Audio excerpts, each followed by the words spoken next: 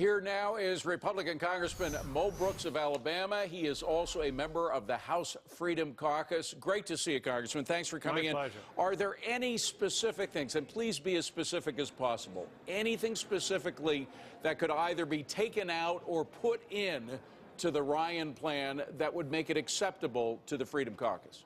Well, sure. First and foremost is to be honest with the American people. We campaigned on repealing ObamaCare. It is deceptive to suggest that what is being done is a repeal of ObamaCare. It would be honest to say it amends ObamaCare, or it changes ObamaCare, or it repeals parts of ObamaCare but keeps the rest.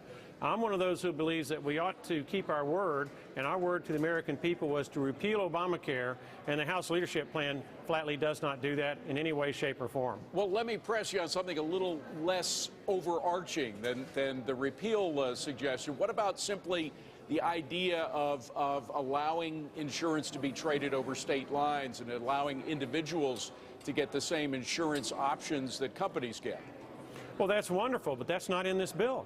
That's one of the problems with this bill. You ought to allow interstate competition amongst health insurers in order to give consumers options that they don't have, particularly in some of those places, some counties, where you're down to one insurance carrier from which you can buy your health insurance. And of course, that is not in this bill. That leads to the phase 1, 2, and 3 that Paul Ryan talked about last week, saying that, you know, we first want to get out, and this is Ryan talking, we first want to get out what we can get through reconciliation rather than putting it to a full vote. Some people today are saying, well, put it to a full vote. Put all 3 phases in one plan.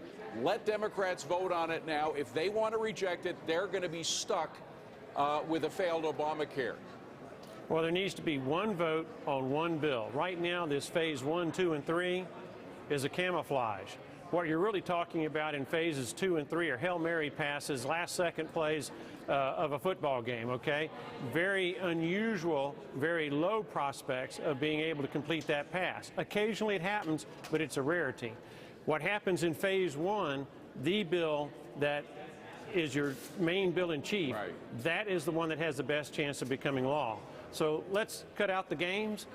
If it's phase 1, phase 2, phase 3, combine it into one bill, and let's see where we are. But if you put it in one, the Democrats clearly, based on what they've been saying, are not going to vote in favor of it now. If that happens, because we've been told by industry specialists and others that Obamacare is in a death spiral, people who are insured in this country are going to go through some very rough times, are they not?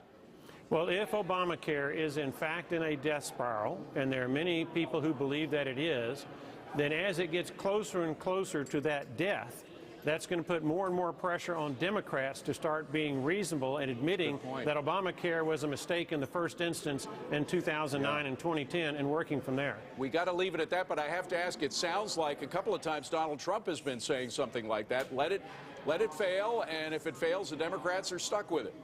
Well, it is the Democrat panacea to health care, and they ought to be responsible for what they passed without a single supporting vote from a Republican congressman or senator. Congressman Mo Brooks, great to see you, Congressman. Thank you very much.